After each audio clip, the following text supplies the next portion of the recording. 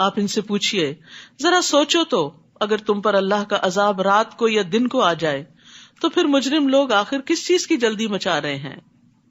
کیا وہ عذاب جب واقع ہو جائے گا تو اس وقت تم ایمان لاؤ گے؟ اب تمہیں یقین آیا جبکہ اسی کے لیے تو تم جلدی مچا رہے تھے. یعنی موت کے وقت انسان کے سامنے حقیقت کھل جاتی، یا کسی آفت کے ساتھ انسان گر جائے تو اس کو پتا چل جاتا کہ قوت اللہ ہی کی ہے، سچائی وہی ہے جو قرآن و سنت میں ہمیں بتا دی گئی تھی. پھر ظالموں سے کہا جائے گا کہ ابدی عذاب کا مزہ چکھو، یہ تمہیں انہی کاموں کا بدلہ دیا جاتا ہے جو تم کرتے رہے. نیز وہ آپ سے پوچھتے ہیں آیا یہ واقعی سچ ہے؟ یعنی شک ہے انہیں قیامت کے آنے میں. آپ ان سے کہیے میرے رب کی قسم یہ بالکل سچ ہے اور تم اسے روک نہیں سکتے.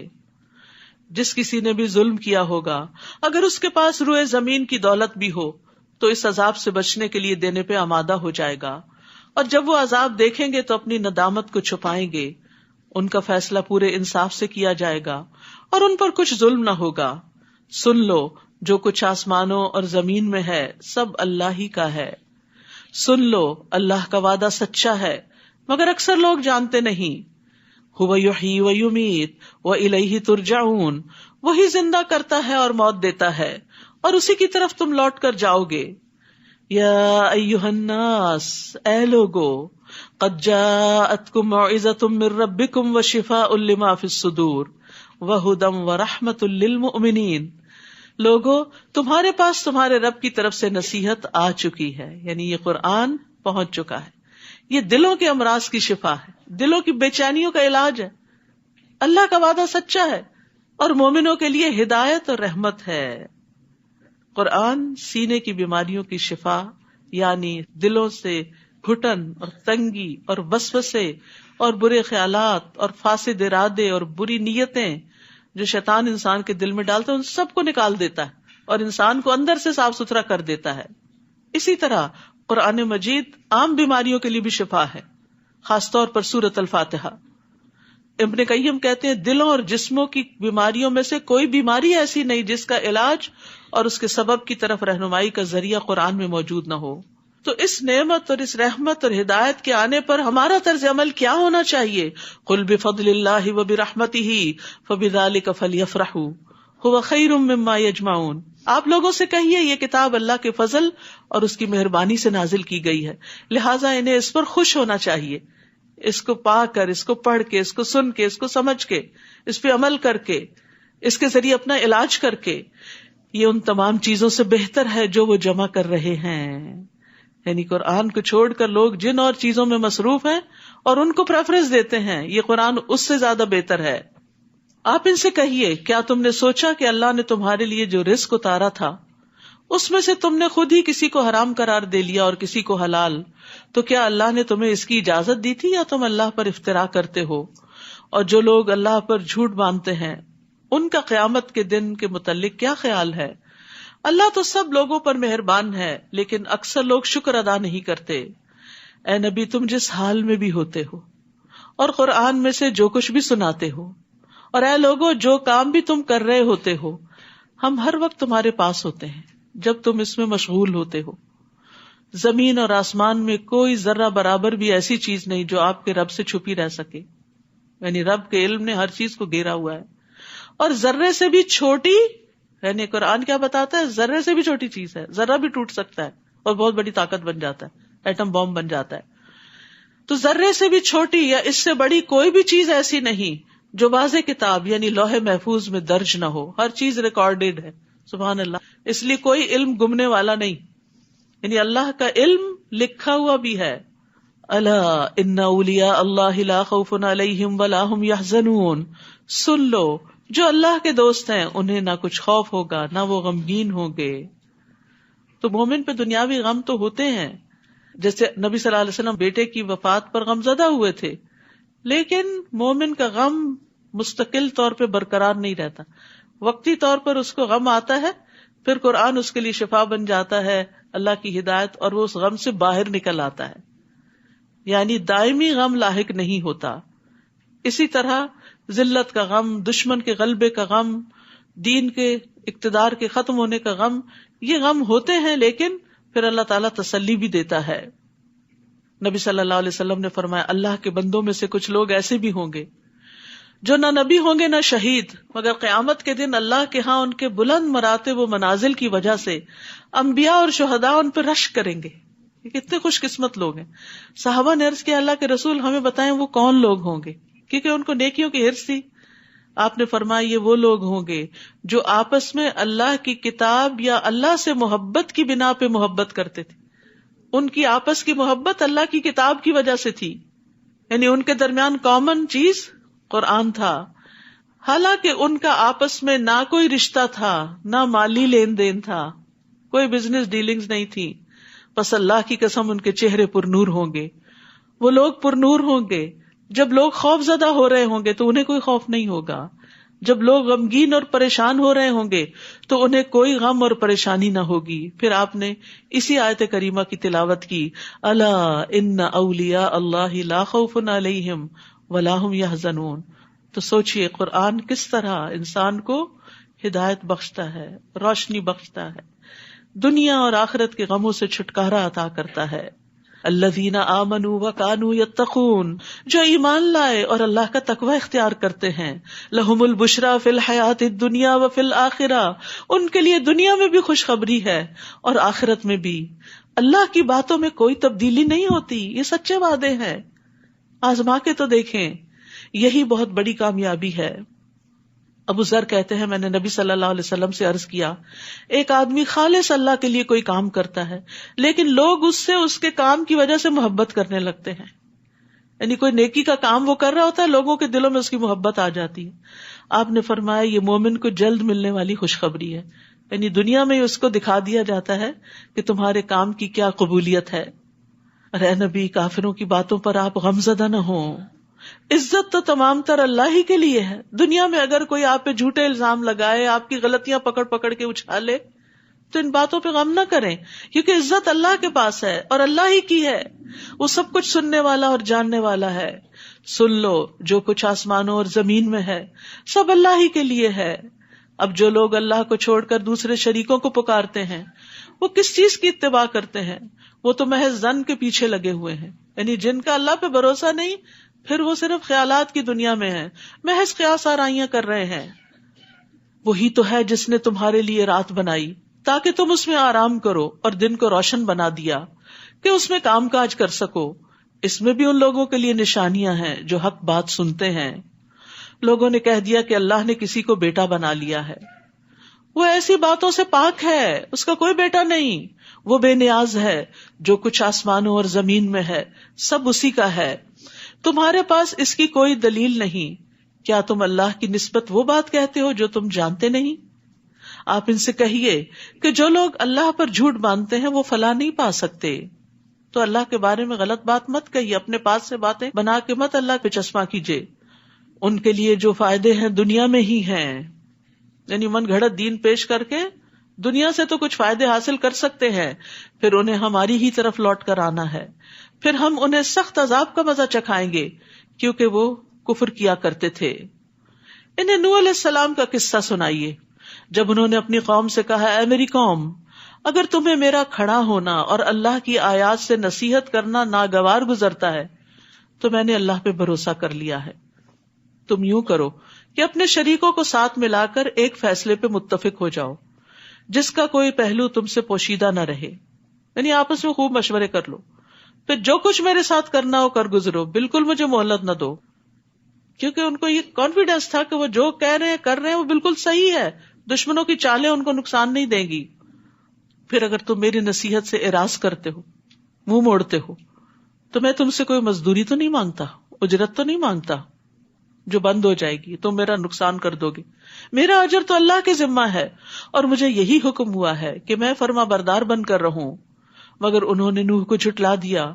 ہم نے اسے جو اس کے ساتھ کشتی میں سوار تھے بچا لیا اور انہیں ان کا جانشین بنا دیا اور ان لوگوں کو غرق کر دیا جنہوں نے ہماری آیات کو جھٹلایا تھا. تو دیکھ لو کہ جو لوگ ڈرائے گئے تھے ان کا انجام کیا ہوا. پھر اس کے بعد ہم نے کئی رسولوں کو ان کی قوم کی طرف بھیجا جو واضح دلائل لے کر ان کے پاس آئے، مگر وہ لوگ ایسے نہ تھے کہ جس بات کو پہلے جھٹلا چکے تھے اس پر ایمان لے آتے. ایسے ہی ہم زیادتی کرنے والوں کے دلوں پہ مہر لگا دیتے ہیں پھر اس کے بعد ہم نے اپنے معجزے دے کر موسیٰ اور ہارون کو فرعون اور اس کے درباریوں کی طرف بھیجا، وہ اکڑ گئے اور وہ تھے ہی مجرم لوگ۔ پھر جب ان کے پاس ہماری طرف سے حق آ گیا تو کہنے لگے یہ تو صریح جادو ہے۔ موسیٰ نے ان سے کہا جب تمہارے پاس حق آ گیا ہے تو تم اسے جادو کہنے لگے ہو؟ پہلے تو معجزے مانگتے تھے، اب معجزے آ گئے تو جادو بن گیا؟ کیا یہ جادو ہے؟ حالانکہ جادوگر کبھی کامیاب نہیں ہوتے۔ وَلَا يُفْلِحُ السَّاحِرُونَ، وہ کہنے لگے کیا تم ہمارے پاس اس لیے آئے ہو کہ ہمیں اس طریقے سے پھیر دو جس پر ہم نے اپنے باپ دادا کو پایا، اور ملک میں تم دونوں کی بڑائی قائم ہو جائے؟ ہم تو تمہاری بات ماننے والے نہیں۔ اور فرعون کہنے لگا کہ ماہر جادوگر میرے پاس حاضر کر دو۔ پھر جب سب جادوگر آ گئے تو انہیں موسیٰ نے کہا جو کچھ تم نے پھینکنا ہے پھینکو، پھینکو اپنی رسیاں، جادو کا کرتب دکھاؤ۔ جب وہ پھینک چکے تو موسیٰ نے کہا جو کچھ تم لائے ہو وہ جادو ہے، اللہ ابھی سے مٹا دے گا، اللہ فسادیوں کے کام کو سنوارا نہیں کرتا۔ یعنی اگر کسی پر بھی جادو کا شک و شبہ ہو تو یہ آیات پڑھنا بہت فائدہ دیتا ہے۔ ما جئتم بہ السحر ان اللہ سیبطل، ریپیٹڈلی ان اللہ سیبطل، ان اللہ سیبطل، ان اللہ لا یصلح عمل المفسدین وَيُحِقُّ اللَّهُ الْحَقَّ بِكَلِمَاتِهِ وَلَوْ كَرِهَ الْمُجْرِمُونَ، اور اللہ اپنے حکم سے سچ کو سچ ہی کر دکھائے گا اگرچہ یہ بات مجرموں کو ناگوار ہو۔ چنانچہ موسیٰ پر اس کی قوم کے چند نوجوانوں کے سوا کوئی بھی ایمان نہ لایا۔ نوجوان آگے بڑھ گئے کیونکہ ینگ بلڈ جو ہوتا ہے نا وہ ڈرتا کم ہے، رسک لے لیتا ہے، آگے بڑھتا ہے۔ بڑوں کے اندر طرح طرح کے خطرات، خدشات، خوف ہوتے ہیں کہ اگر ہم نے یہ کر لیا تو معلوم نہیں کیا ہو جائے گا۔ انہیں یہ خطرہ تھا کہ کہیں فرعون اور اس کے درباری انہیں کسی مصیبت میں نہ ڈال دیں، اور فرعون تو ملک میں بڑا غلبہ رکھتا تھا اور حد سے بڑھ جانے والوں میں سے تھا۔ یاد رکھیے کہ یہ جو رامسیس II تھا یہ 1303 BC میں پیدا ہوا تھا۔ فرعون ان کے بادشاہوں کا لقب تھا، تو جس کا مقابلہ موسیٰ علیہ السلام کے ساتھ تھا یہ بہت طاقتور بادشاہ تھا۔ اس نے بے شمار تعمیرات کی، شہر بسائے، نہریں نکلوائی اور بہت بڑے بڑے کام کیے تاکہ لوگ اسے بعد میں یاد رکھیں، اور اپنے آپ کو رب اعلیٰ کہتا تھا۔ اور اتنی اس کی ہیبت اور خوف تھا لوگوں پر، یعنی اس کی اپنی قوم پر بھی اور بنی اسرائیل پر بھی، کہ انہیں ڈر لگتا تھا کہ موسیٰ علیہ السلام کے پیچھے چلیں یا ان کی کوئی بات مانیں۔ تو اسی کی طرف یہاں اشارہ ہے۔ فرعون تو ملک میں بڑا غلبہ رکھتا تھا، یعنی قرآن بھی یہ بتاتا ہے، اور وہ حد سے بڑھ جانے والوں میں سے تھا، یعنی لوگوں کو سخت سزائیں دیتا تھا جو اس کی بات نہیں مانتے تھے۔ کتنی بڑی آزمائش تھی ہمارے لیے لا الہ الا اللہ پڑھنے میں کوئی مشکل نہیں۔ تو ظاہر ہے اس وقت جس نے ایمان کا دعویٰ کیا پھر اس کا اجر اور مرتبہ بھی کتنا بڑا ہوگا۔ اور موسیٰ نے اپنی قوم سے کہا اگر تم اللہ پر ایمان لائے ہو اور واقعی اس کے فرما بردار ہو تو اسی پر بھروسہ کرو، یعنی سارے خوف اور مشکل سے نکلنے کا راستہ کیا؟ توکل۔ وہ کہنے لگے ہم نے اللہ ہی پر بھروسہ کیا۔ فقالوا علی اللہ توکلنا ربنا لا تجعلنا فتنة للقوم الظالمین، اے ہمارے رب ہمیں ان ظالموں کا تختہ مشق نہ بنا، یعنی ان ظالموں کے ہتھے نہ چڑھے ہم۔ تو یہاں توکل کو دعا پر مقدم کیا گیا ہے، ٹھیک ہے، یعنی دعا مانگنے والے پر حق ہے کہ وہ اپنی دعا کی بنیاد اللہ کے توکل پہ رکھے، اللہ پہ بھروسہ کر کے اس سے مانگے کہ وہ ضرور میرا مسئلہ حل کر دے گا۔ اس طرح دعا کی قبولیت کی زیادہ امید کی جا سکتی ہے، اور دعا مانگنے والا یہ خیال نہ کرے کہ توکل دعا مانگنے کے برخلاف ہے، کیونکہ دعا مانگنا مقصد کو پانے کے اسباب میں سے ہے، توکل بھروسہ ہے اور دعا سبب ہے۔ وَنَجِّنَا بِرَحْمَتِكَ مِنَ الْقَوْمِ الْكَافِرِينَ، اور اپنی رحمت سے ہمیں کافر لوگوں سے بچا لے۔ ہم نے موسیٰ اور اس کے بھائی کی طرف وحی کی کہ اپنی قوم کے لیے مصر میں گھر منتخب کرو اور ان گھروں کو قبلہ بنا کر نماز قائم کرو اور اہل ایمان کو خوشخبری دے دو۔ یہاں بہت بڑی نصیحت اور سبق ہے ان لوگوں کے لیے جو آپریشن میں رہتے ہیں، جن کو اپریس کیا جاتا ہے، جن کے ہاں مذہبی آزادی نہیں ہوتی، مسجدوں میں نہیں جا سکتے، اکٹھے بیٹھ نہیں سکتے، کہیں دین کی بات نہیں کر سکتے۔ یہاں آپ بہت خوش قسمت ہیں کہ آپ کو اپنے دین پر چلنے کی پوری آزادی اور سپورٹ حاصل ہے۔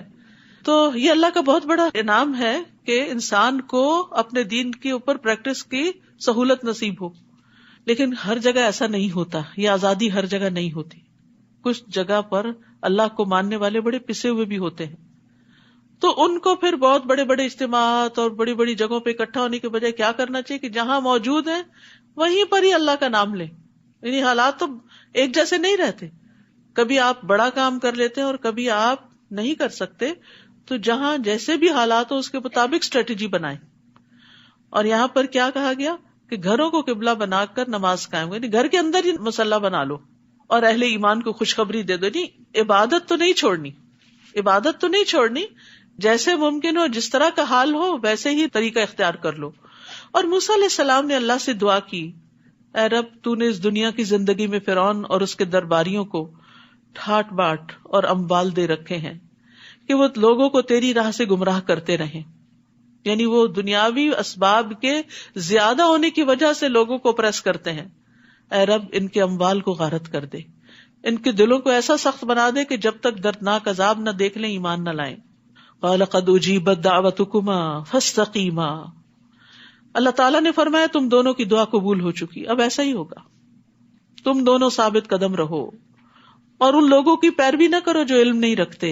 پیغمبروں کو بھی ثابت قدمی کی نصیحت کی جا رہی، اور یہ ہر اہل ایمان کے لیے بڑا ضروری ہوتا ہے کہ وہ جیسے بھی حالات ہوں اپنے ایمان کو پکڑ کے رکھے، آسانی ہو یا مشکل ایمان کی رسی نہ چھوڑے، ورنہ تباہی تباہی ہے. وجاوزنا ببنی اسرائیل البحر، اور ہم نے بنی اسرائیل کو جب سمندر سے پار گزار دیا، اب اللہ کا وعدہ آ گیا اور بنی اسرائیل کو نجات مل گئی، تو فرعون اور اس کے لشکروں نے ازراہ ظلم اور سرکشی ان کا پیچھا کیا، حتیٰ کہ جب فرعون ڈوبنے لگا تو بولا میں اس بات پر ایمان لاتا ہوں کہ الہ صرف وہی ہے جس پر بنی اسرائیل ایمان لائے ہیں.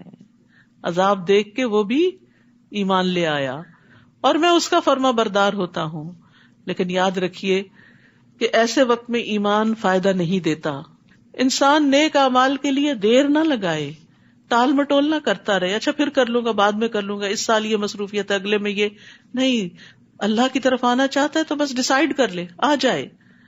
ابو ہریرہ کہتے ہیں کہ رسول اللہ صلی اللہ علیہ وسلم نے فرمایا 3 چیزوں کے ظاہر ہو جانے کے بعد کسی ایسے شخص کو اس کا ایمان لانا فائدہ نہ دے گا جو اس سے پہلے ایمان نہ لایا تھا یا اس نے اپنے ایمان کی حالت میں کوئی نیکی نہ کمائی تھی. تو وہ کون سے 3 مواقع ہیں؟ جب سورج مغرب سے نکلے گا، بڑی نشانی ظاہر ہو جائے گی قیامت کے آنے کی، جب دجال نکل آئے گا، اور جب زمین سے جانور نکلے گا جو باتیں کرے گا لوگوں سے، تو پھر ایمان لانا اور نیک کام کرنا فائدہ نہ دے گا. تو اس سے پہلے پہلے جو مواقع ہیں. اسی طرح ایک اور روایت میں آتا ہے کہ جب جان حلق تک آ جاتی ہے تو پھر ایمان لانا فائدہ نہیں دیتا. اس وقت کہنا اس کو صدقہ دے دو، فلاں کو یہ دے دو وہ تو اب دوسروں کا ہی مال ہو گیا، وہ صدقہ بھی اس وقت فائدہ نہیں دیتا. تو اس لیے صحت کی حالت میں، زندگی کی حالت میں، جوانی میں، طاقتور ہیں جب، تب اللہ کی عبادت کی طرف راغب ہوں. 7 لوگ عرش کے سائے تلے ہوں گے، اس میں سے ایک وہ جوان جس کی جوانی اللہ کی عبادت میں گزری. بڑھاپے کا انتظار نہ کریں کہ جب ریٹائر ہوں گے تو اچھے کام شروع کریں گے، والنٹیئر کریں گے. جوانی میں ہی وقت نکالیں، کچھ وقت دنیا کے لیے اور کچھ دین کے لیے. فرمایا اب تو ایمان لاتا ہے جبکہ اس سے پہلے نافرمانی کرتا رہا اور مفسد بنا رہا. آج تو ہم تیری لاش کو بچا لیں گے تاکہ تو بعد میں آنے والوں کے لیے نشان عبرت بنے، اگرچہ اکثر لوگ ہماری آیتوں سے غفلت برتتے ہیں. تو اس فرعون کی لاش جو ہے وہ اب مصر کے عجائب گھر میں ہے، لوگ جا کر اس کو دیکھتے ہیں، اور وہ فرانس بھی لائی گئی اور اس کو کئی توپوں کی سلامی دی گئی. تو یہ ایک نشانی ہے. اللہ نے قرآن میں کہا کہ ہم تیری لاش کو بچا لیں گے، اور آج وہ دنیا میں موجود ہے، قرآن کی سچائی کی دلیل ہے. لیکن بہت سے لوگ آیات سے غافل ہیں. ہم نے بنی اسرائیل کو رہنے کے لیے یقیناً عمدہ جگہ دی اور کھانے کو پاکیزہ چیزیں دیں. پھر انہوں نے باہم اس وقت اختلاف کیا جبکہ ان کے پاس علم آ چکا تھا. یقیناً آپ کا رب ان میں قیامت کے دن ان باتوں کا فیصلہ کر دے گا جن میں وہ اختلاف کیا کرتے تھے. پھر اگر آپ کو اس کتاب کے بارے میں کچھ شک ہو جو ہم نے آپ کی طرف نازل کی ہے تو ان لوگوں سے پوچھ لیجئے جو آپ سے پہلے کتاب یعنی تورات پڑھتے ہیں. یقیناً آپ کے پاس آپ کے رب کی طرف سے حق آ چکا ہے، لہٰذا آپ شک کرنے والوں میں سے نہ ہو. اصل میں آپ کو شک نہیں تھا، آپ کو کہہ کے سنایا دوسروں کو جا رہا ہے جو شک کرنے والے ہیں. اور نہ ہی ان لوگوں میں سے ہوں جنہوں نے اللہ کی آیات کو جھٹلا دیا، ورنہ نقصان اٹھاؤ گے. جن لوگوں پر آپ کے رب کا حکم یعنی عذاب ثابت ہو چکا وہ ایمان نہیں لائیں گے. تقدیر کے مسئلے کو واضح کیا جا رہا ہے. یاد رکھیے تقدیر کا مسئلہ جب بھی سامنے آئے، اور جب بھی یہ دل میں شک ہے کہ اچھا اگر اللہ نے مہر لگا دی ہے تو پھر تو نعوذ باللہ ان پہ ظلم ہے اور ان بندوں کا قصور نہیں ہے، تو ایک سوال اپنے سے بھی اور سوال کرنے والے سے بھی پوچھا کیجیے، کیا اللہ ظالم ہے یا عادل ہے؟ اللہ ظالم ہے یا مہربان ہے؟ کیا ہے؟ مہربان ہے، اس نے اپنے اوپر رحمت لکھ رکھی ہے۔ کیا اللہ حکیم اور علیم ہے یا لا علم ہے اور اس کے فیصلے بے ڈنگے ہیں؟ کیا جو عادل ہو، جو رحمان اور رحیم ہو، جو علیم اور حکیم ہو، وہ کسی پہ ظلم کر سکتا ہے کہ اس کو ہدایت ہی نہ لانے دے؟ یہ موقع کب آتا ہے کہ عذاب ثابت ہو جاتا ہے؟ جب سارے مواقع دے دیے جاتے ہیں کسی کو اور اس کے بعد بھی وہ نہیں مانتا۔ اب لوگ کہتے ہیں اللہ کو پہلے سے ہی اگر پتا تھا تو اس کا مطلب یہ کہ نعوذ باللہ اللہ نے ان پہ جبر کیا؟ نہیں، اللہ کا علم چونکہ کامل ہے، اس کو ماضی، حال، مستقبل سب کا پتا ہے، اسی بنا پر وہ علیم و حکیم ہے۔ اگر اس کو پتا ہی نہ ہو کہ آئندہ کیا آنے والا تو وہ دنیا کو نظام کیسے چلا سکتا ہے؟ تو اس کا یہ علم ہونا کہ کون جنت میں جائے گا کون جہنم میں جائے گا، یہ ثابت نہیں کرتا کہ اس نے کچھ لوگوں پہ ظلم کر کے ان کو جہنم میں ہی پھینکنا ہے۔ اس نے سب کو آزادی دی، اختیار دیا، ہدایت کا راستہ بتایا، اب پھر لوگوں پہ چھوڑا اور ان کو عمل کی راہ دی ہے۔ کہ ابھی بات نہیں پڑھی تھی ہم نے، ان کا رب ان کے ایمان کی وجہ سے ان کو ہدایت دے گا۔ جو ایمان ہی نہ لائے، جو دلائل دیکھتے ہوئے بھی اپنی خواہشات کی بنا پر انکار کر دے، تو پھر اللہ تعالیٰ زبردستی بھی نہیں کرتا۔ تو جو لوگ تکبر کرتے ہیں، حق کو دیکھتے ہوئے قبول نہیں کرتے۔ اب دیکھیے نا، جب شامت آئی تو فرعون نے حق قبول کر لیا، تو پہلے کہاں تھے؟ جب اتنی نشانیاں، ید بیضا، عصا، سب کچھ دکھایا جا رہا تھا تو تم نہیں مانے تھے۔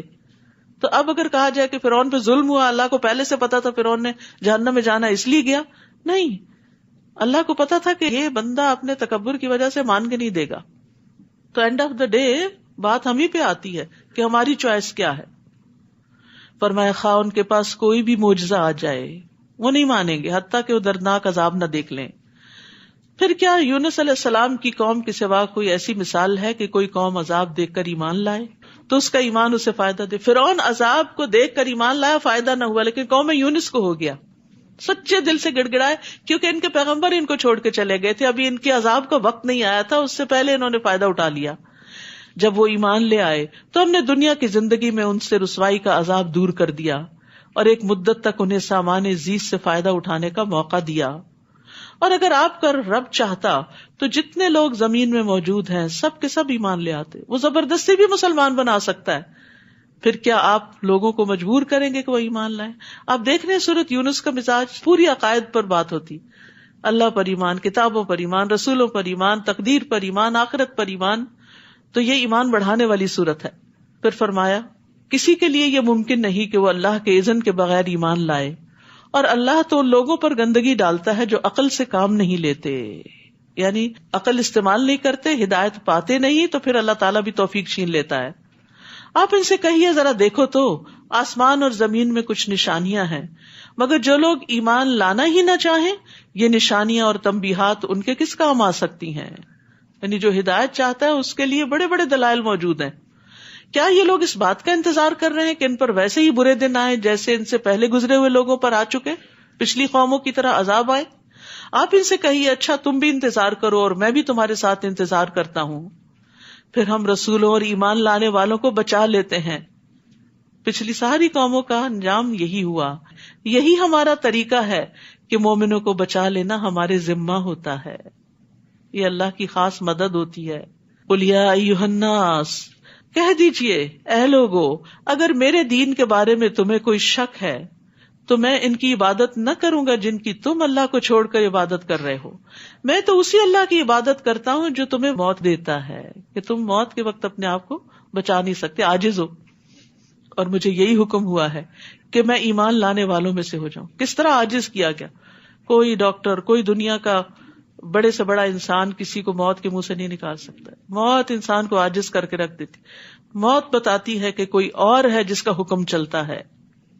نیز یہ کہ آپ یکسو ہو کر اسی دین اسلام کی طرف اپنا رخ قائم رکھیے اور شرک کرنے والوں میں سے نہ ہوئیے، اور اللہ کے سوا کسی کو مت پکاریں جو نہ آپ کو کچھ فائدہ پہنچا سکتا ہے اور نہ نقصان، اگر آپ ایسا کریں گے تو تب یقیناً ظالموں میں سے ہو جائیں گے۔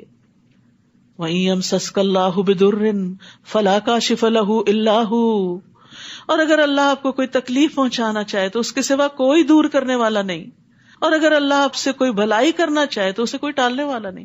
یہ عقیدہ انسان کا مضبوط ہو جائے نا کہ نفع نقصان اللہ کے ہاتھ میں، تو غم ہی دور ہو جائیں، ساری فکریں ہی ختم ہو جائیں. وہ اپنے بندوں میں سے جسے چاہے اس فضل سے نوازتا ہے. اللہ ہم پہ اپنا فضل کر دے، اور وہ بخشنے والا اور رحم کرنے والا ہے. اللہ ہمیں بخش دے اور ہم پہ رحم فرما. آپ کہہ دیجئے لوگوں تمہارے پاس تمہارے رب کی طرف سے حق آ چکا ہے، حق آ چکا ہے. اب جو سیدھی راہ اختیار کرتا ہے تو یہ راست روی اس کے اپنے ہی لیے فائدہ مند ہے، اور اگر کوئی گمراہ ہوتا ہے تو اس کی گمراہی کا وبال بھی اسی پر ہے، اور میں تمہارا وکیل نہیں ہوں. واتبع ما یوحی الیک واصبر حتی یحکم اللہ وہو خیر الحاکمین. آپ کی طرف جو وحی کی جاتی ہے اس کی پیروی کیجیے اور صبر کیجیے حتیٰ کہ اللہ فیصلہ کر دے، اور وہ سب سے بہتر فیصلہ کرنے والا ہے. یعنی پچھلے قوموں کے انجام کو بتا کے تسلی دی جا رہی ہے نبی صلی اللہ علیہ وسلم کو کہ ابھی آپ کو جو کہا جا رہا ہے آپ کرتے جائیے، انجام کی فکر نہیں کیجیے، صبر کے ساتھ اپنا مشن مکمل کیجیے اور اللہ پہ فیصلہ چھوڑ دیجیے. وہ بہترین فیصلہ کرتا ہے، وہ انصاف کرنے والا ہے، وہ آپ کی کوششوں کو کبھی ضائع نہیں ہونے دے گا. تو یاد رکھیے صبر اور نیک اعمال لازم و ملزوم ہوتے ہیں. وحی کی اتباع کرنا اور پھر اس کی پیروی کرنا، یہ سب ایمان کا حصہ ہے. سورۃ ہود. بسم اللہ الرحمن الرحیم. الف لام را کتاب احکمت آیاتہ ثم فصلت من لدن حکیم خبیر. الف لام را، یہ ایسی کتاب ہے جس کی آیات کو محکم بنایا گیا ہے اور یہ حکیم و خبیر ہستی کی طرف سے تفصیلاً بیان کی گئی. یعنی کم الفاظ میں جامع مضامین ہے اس کے اندر. اللہ تعبدوا الا اللہ، کیا ہے اس کا میسج سورت کا؟ کہ اللہ کے سوا کسی کی عبادت نہ کرو، توحید کی دعوت ہے. اننی لکم منہ نذیر و بشیر، میں یقیناً اس کی طرف سے تمہارے لیے ڈرانے والا بھی ہوں اور بشارت دینے والا بھی. اور کیا کرو عبادت کے علاوہ؟ وَأَنِ اسْتَغْفِرُوا رَبَّكُمْ ثُمَّ تُوبُوا إِلَيْهِ، اور یہ کہ اپنے رب سے معافی مانگو اور اس کے حضور توبہ کرو. استغفار وہ ایک خاص مدت تک تمہیں اچھا سامان زندگی دے گا. اس سے پتہ چلتا ہے کہ توبہ استغفار سے دنیا میں بھی انسان کے لیے رزق کی فراوانی ہوتی ہے اور ہر صاحب فضل کو اس کا فضل عطا کرے گا. اور اگر تم منہ پھیرتے ہو تو میں تمہارے حق میں بڑے ہولناک دن کے عذاب سے ڈرتا ہوں. الی اللہ مرجعکم وہو علی کل شیء قدیر، تمہیں اللہ ہی کی طرف لوٹ کر جانا ہے اور وہ ہر چیز پر قادر ہے. الا انہم یثنون صدورہم لیستخفوا منہ الا حین یستغشون ثیابہم یعلم ما یسرون وما یعلنون انہ علیم بذات الصدور. دیکھو جب لوگ اپنے سینوں کو موڑتے ہیں تاکہ اللہ سے چھپے رہیں اور یہ اپنے آپ کو کپڑوں سے ڈھانپتے ہیں، اس وقت اللہ سب کچھ جانتا ہے جو وہ چھپاتے ہیں اور جو وہ ظاہر کرتے ہیں، کیونکہ وہ سینوں کے راز تک جاننے والا ہے. تو اس بات پر ایمان ہونا چاہیے کہ اللہ کا علم ہر چیز پر چھایا ہوا ہے، وہ کھلی اور چھپی ساری باتوں کو جاننے والا ہے. اس لیے اس کے ساتھ اپنا معاملہ درست کر لینا چاہیے. وآخر دعوانا ان الحمد للہ رب العالمین. سبحانک اللہم وبحمدک اشہد ان لا الہ الا انت استغفرک واتوب الیک. السلام علیکم ورحمۃ اللہ وبرکاتہ.